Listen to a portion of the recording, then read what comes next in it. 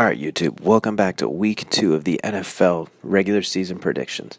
First week was a little wild. I probably got close to 60, 70-ish%, but who could have predicted Ryan Fitzpatrick turning into God mode, or the Lions absolutely getting obliterated by the Jets and Sam Darnold. Looking ahead to week 2, we start Thursday night where the Baltimore Ravens take on the Cincinnati Bengals. The Ravens looked outstanding, but it was against the Bills, who don't really have a whole lot to offer them. And the Bengals more or less squeaked away with a win over the Colts. It was a double-digit victory because of a fumble in the last 30 seconds. I really like the Bengals' offensive weapons with Tyler Eifert, A.J. Green, all those guys. Joe Mixon looked outstanding. But it's hard to pick against the Ravens. Flacco's playing really good football right now. That defense is really, really, really good. They get after it. So I'll go with the Ravens 24-20. These guys tend to play each other pretty tough, so I think it'll be pretty close. Next up, we got the Carolina Panthers going against the Atlanta Falcons. Carolina's coming off a pretty solid win over the Cowboys. Their defense flew around and looked pretty good. Luke Kuechly got banged up a little bit. I'm not sure how I feel about that. And Atlanta, they had another tough road loss to Philly. They just can't seem to beat Philly in Philly, even when they have a chance at the end of the game. That being said, I kind of like their chances over the Panthers.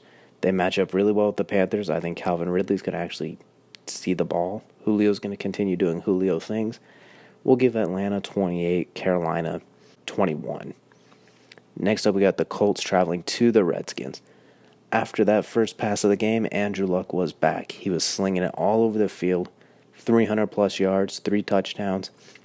He was in the middle of orchestrating one of his classic fourth-quarter comebacks till there's a fumble with under 30 seconds left. The Redskins looked really good, but it was against the Arizona Cardinals. Adrian Peterson looks like he has a little bit left. Alex Smith still does what he does. That being said, I'm going to give the Colts a slight edge just because I think Andrew Luck's back in rhythm. I think that first quarter took some time to get the rust off. So we'll go 24-17. I think Andrew Luck just makes enough plays throughout the game to hold him off. Next up, we got a divisional game as the Texans take on the Titans. Both teams are coming off of tough losses. The Texans lost to the Patriots after getting ran through pretty early. They came back late to make it look close with 28-20 score. And the Titans not only lost to the Dolphins in a really long rain-delayed game that lasted over 8 hours, they also lost Marcus Mariota during that game. It's in part, even if he was playing, I'm picking the Texans to win this comfortably. Something along the lines of 30-17.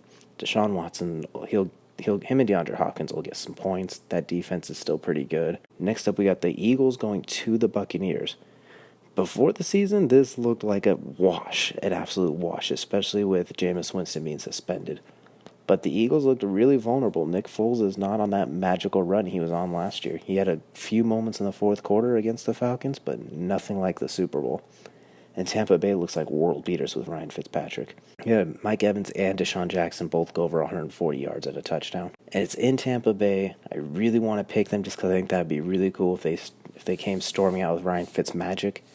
But I still think the Eagles' defense gets after him and brings it back down to earth. And Nick Foles makes just enough plays to win an 18-14 type of game. Next up, we got the Kansas City Chiefs going at Pittsburgh. Patrick Mahomes looked like the real deal. Him and Tyreek Hill had a nice rapport going. 4 touchdowns, no interceptions. That's a pretty good way to start off your career as a starter. And Pittsburgh looked absolutely terrible tying with the Browns. Ben Roethlisberger looked worse than I've ever seen him look, minus the Jacksonville game last year. James Conner, he's pretty nice, but he's not Le'Veon Bell, and it showed.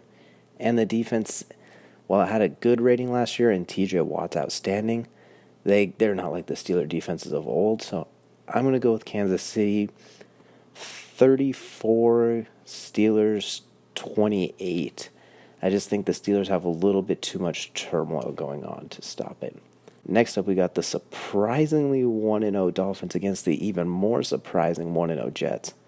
I wasn't a bit high on either one of these teams coming into the season. I thought the Jets could win maybe 6 and the Dolphins could win maybe 5. That being said, one of these teams is going to go 2-0, and I liked what the Dolphins did against Tennessee, but I don't know. I think I'm going to pull with the Jets on this one because Todd Bowles has that defense flying all over the place. Sam Darnold looks pretty comfortable, and I think these first few weeks before anyone has him figured out, he's going to look pretty good. We'll give the Jets 21, the Dolphins 10. Next up, we got the Los Angeles Chargers going at the Buffalo Bills.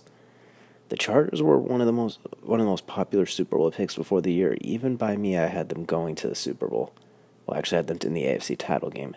And the Bills, they looked terrible. So even though the Chargers stumbled against the Chiefs, I'll still have them beating the Bills by a comfortable 34-10. It's Josh Allen's first start, and I think it'll be a little rough. Not as bad as Nathan Peterman's against the Chargers last year, but it'll be a little rough. And now we got the heavyweight fight of this first week, where we got the Vikings going to Green Bay. Vikings looked really, really good for the most part against the 49ers, picking off Jimmy G 3 times. Kirk Cousins and Stephon Diggs look like they've been doing this for years. Dalvin Cook's back. The defense is the Vikings defense, not much more needs to be said. Green Bay looked shell-shocked early against the Bears, but Aaron Rodgers came back and did what Aaron Rodgers does. But I'm not sure I like him on that injured knee against the Vikings, especially after Anthony Barr broke his collarbone last year. I don't trust him not to break Aaron Rodgers' knee this year. Going to give the Vikings a little slight advantage, 30-20. I think Aaron Rodgers plays really well, but I think that lack of mobility against this defense is going to hurt him a little bit. Next up, we got the Browns, who for the first time in over 10 years have not started the season with a loss. Going up against the 0-1 Saints. The Saints were, just like the Chargers, a popular Super Bowl pick, including by me. And their defense got absolutely shellacked against Ryan Fitzmagic. But that Drew Brees looked like vintage Drew Brees, and it's really hard to pick against him going against the Browns, who, under Tyrod Taylor, I don't think they're ready to make any noise. I think you got to put in Baker sooner rather than later. Baker will probably lose you a game, but he'll win you some of those games that Tyrod would not win. He's a young guy, but he's going to sling it. He'll get Josh Gordon, Jarvis Landry, and those guys the ball. Next up, we got the very badly 0-1 Lions going up against the 0-1 49ers.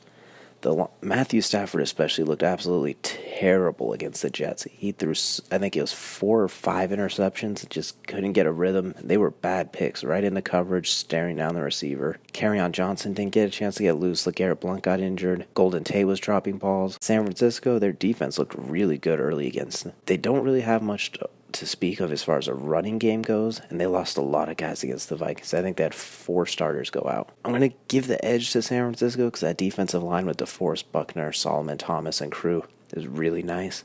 And I think Jimmy G manages to orchestrate a nice, comfortable win, something along the lines of 20-15. Next, we got the Cardinals going at the LA Rams. The second half Rams against the Raiders looked like the team everyone was scared of coming into the year. They ran through them, picked off Carr multiple times, shut them out in the second half. The Cardinals are in a bad transition mode right now. They have David Johnson, what's left of Larry Fitzgerald, and Patrick Peterson, and that's about it. Josh Rosen, I'm kind of hoping we get to see him a little bit in this game, but I wouldn't count on it too much unless Sam Bradford gets hurt, which is unfortunately surprisingly likely. I expect the Rams to run through them. Todd Gurley and Jared Goff, nothing more needs to be said. Let's look at 38-13. And now we have the AFC title rematches. The New England Patriots will travel to Jacksonville to take on the Jaguars. New England looked pretty good early against the Texans, but in that second half, they weren't really able to put their foot on the throat. They were more able to hold on. In Jacksonville, that offense looks like it's led by Blake Bortles again. Leonard Fournette left the game. I remember seeing Saquon bust out for 70 yards on that defense. It's hard to pick against the Patriots. I think they're going to go in there and do what they do. They're going to win the game comfortably. Gronkowski and Brady are going to be methodical. Let's look at something along the lines of 30-24. Next, we have the Oakland Raiders, soon to be the Las Vegas Raiders, traveling to take on the Broncos. The Raiders had a really good first half against the Rams. They were able to contain Todd Gurley. They pressured Jared Goff.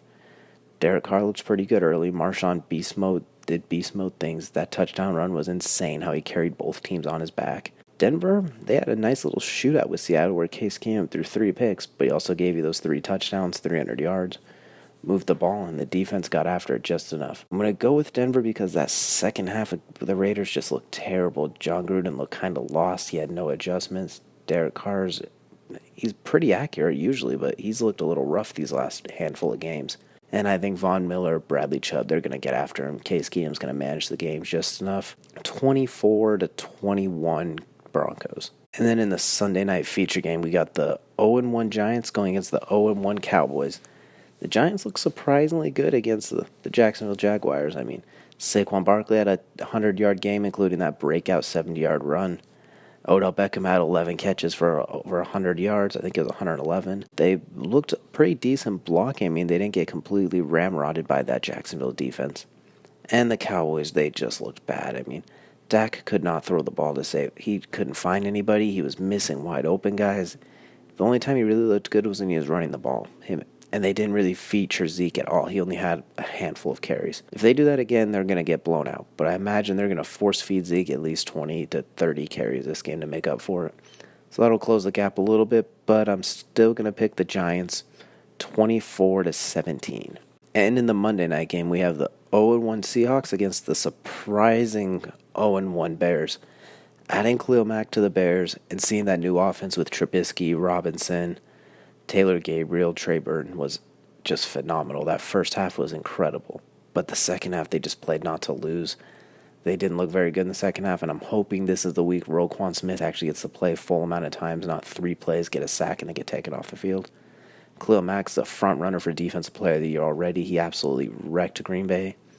Even on that long 75-yard touchdown to Randall Cobb, Khalil Mack's coming from the flats and running all the way up and nearly catching him. Seattle, Will Dissly, welcome to the league. Will Dissly, a guy out of Bozeman, Montana, to University of Washington, and now he's in the league.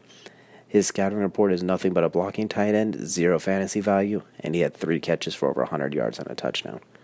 Russell Wilson looked kind of like Russell Wilson, usually pretty good, but can get a little bit rattled here and there. Looks to run a little early. And I think Khalil Mack's going to give him hell. I think that Bears front 7 is going to be pretty tough for him to get away from. And Doug Baldwin's not going to be there either, so I'm going to lean towards the Bears, even though it's going to be a low-scoring affair, because Seattle's front 7 is still really, really nice. Let's look at something really low-scoring, like 17-10. I'm going to give it to Chicago. And that's been these Week 2 NFL picks. Thanks for tuning in. If you enjoyed it, please subscribe. We'll be back again next week with a Week 3 predictions and hopefully another video on a certain NFL quarterback that I'm excited to do. All right.